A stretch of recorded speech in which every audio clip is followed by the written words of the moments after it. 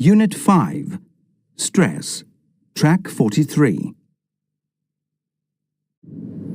What are the usual causes of stress at work? There are lots of things that can make people feel under pressure at work. For example, having too much to do, not feeling in control, and also not having good relationships with the people that they work with. All of these things can build up, and when pressure gets too much, it spills over into feelings of stress. How does your company help businesses to deal with stress? One of the things that we do is be able to help companies identify which areas of the company are experiencing stress, and then we can work with those people to help build their resilience to stress. Now, what that means is actually helping people to respond differently to stressful situations so that they actually feel calmer when they're put in situations that they previously found stressful.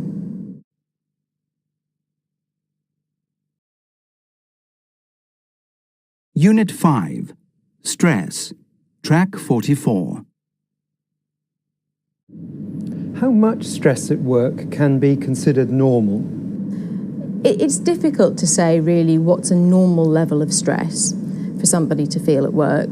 The problem with that is that what one person finds really motivating and it excites them to be able to do their job well, somebody else might find really, really stressful. What we do see is that actually a high level of continued pressure can actually sometimes spill over into feelings of stress. So although you might be you're doing quite well at managing stress for a long period of time, actually if it continues without any break, then actually people sometimes tip over into feeling very stressed.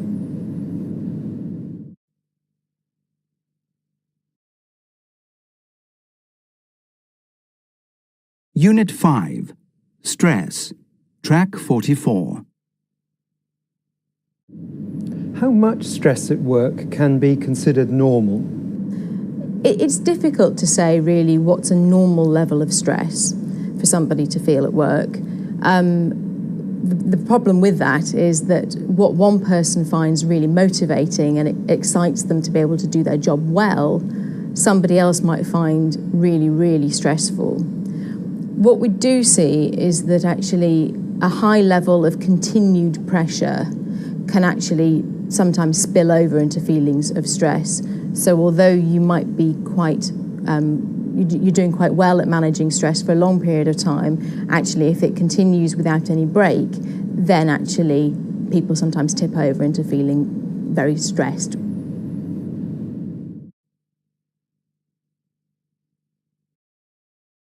Unit 5.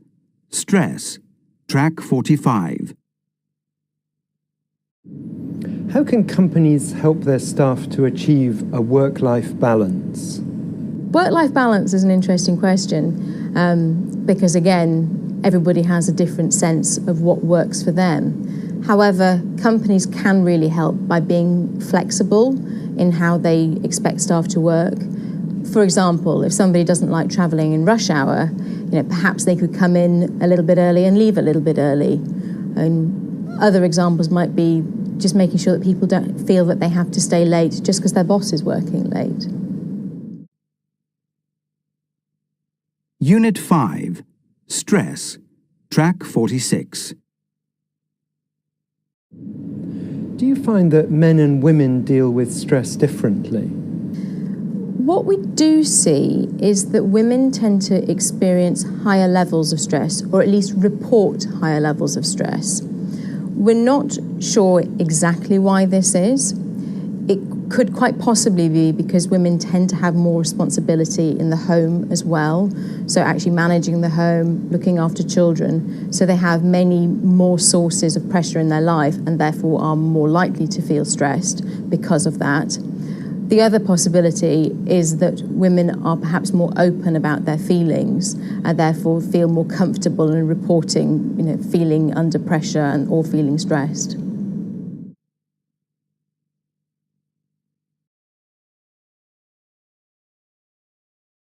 Unit 5. Stress. Track 47. Okay, let's talk about these staff's health and fitness. Last year, days lost increased by over 15% because of sickness and absenteeism. That can't go on. We've got to do something about it. Any suggestions, Danielle? Well, I think we should carry out a survey, find out why staff are so stressed and unhealthy. That'd help. At least we'd know what the problems are.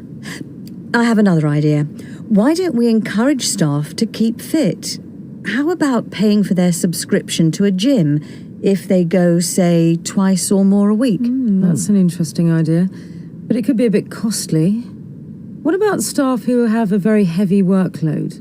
What should we do to help them? We could hire more staff for them, give them an assistant. You know, some of them even work at the weekend.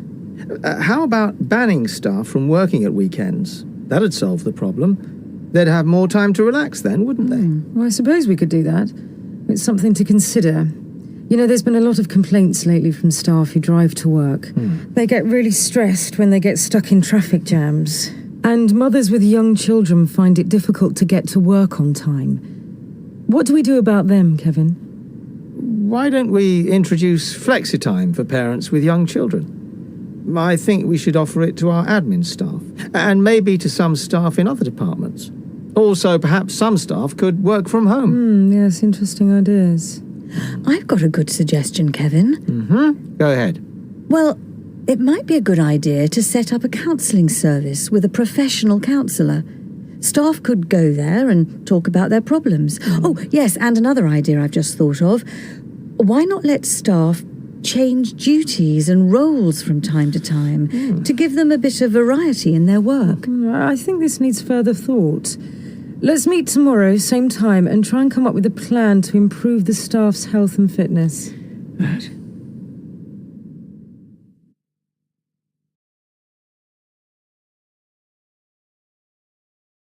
Unit 5. Stress. Track 48. I think we should definitely pay staff subscriptions to the sports centre.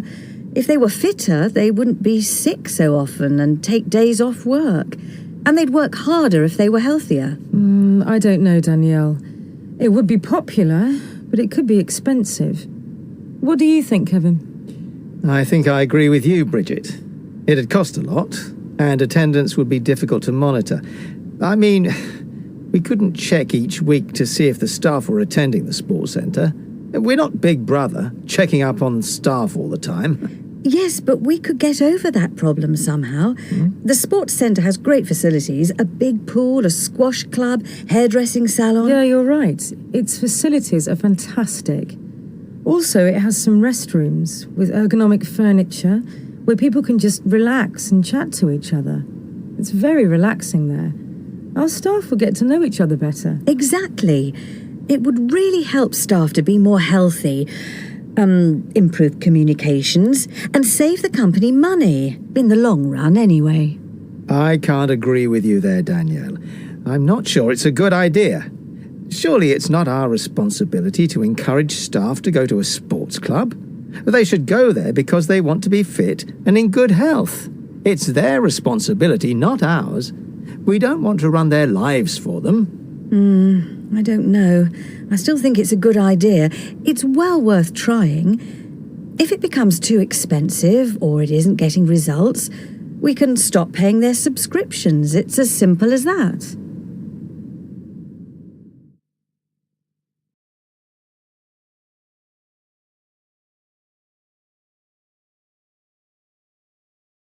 Unit 5. Stress. Track 49. Hello, Sheila Murray speaking. Hi, it's Jessica. How are you, Sheila? Fine, thanks. You? I've got a big problem here. I don't know what to do. It's about James. Oh, what's happening? Well, you know, he's been very stressed lately. His wife wants to leave him, and he's been working day and night on this contract. It's really important for all of us. Okay. Well, he got really drunk last Saturday with our clients. I didn't like the way he talked. Very loudly, always interrupting them, making jokes that weren't funny, and stupid comments. The clients weren't at all impressed. Mm-hmm. Then he didn't turn up for the meeting on Monday. And now he's just disappeared. It's 2 days now. No one seems to know where he is. Our clients aren't happy at all. I don't think they want to complete the deal now. I just don't know what to do. Can't you take James's place at the meeting? The contract's almost ready to sign, isn't it? Well, there are still a few points, but how can I take over? It would look really bad, wouldn't it? I'm just a junior account executive. James has been the main guy all along. I think he's had a breakdown, Sheila. He just can't cope anymore. Okay, Jessica. I'll talk to some of my colleagues and get back to you. We'll sort this out for you. Thanks, Sheila. I'd appreciate that. Bye.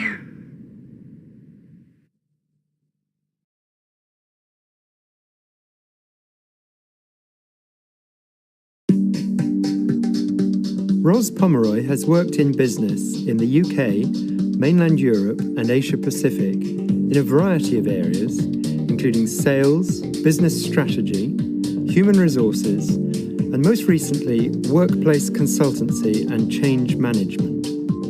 She has an MBA from the London Business School and is a trained executive coach. Ros, do these incidents of stress sound familiar to you?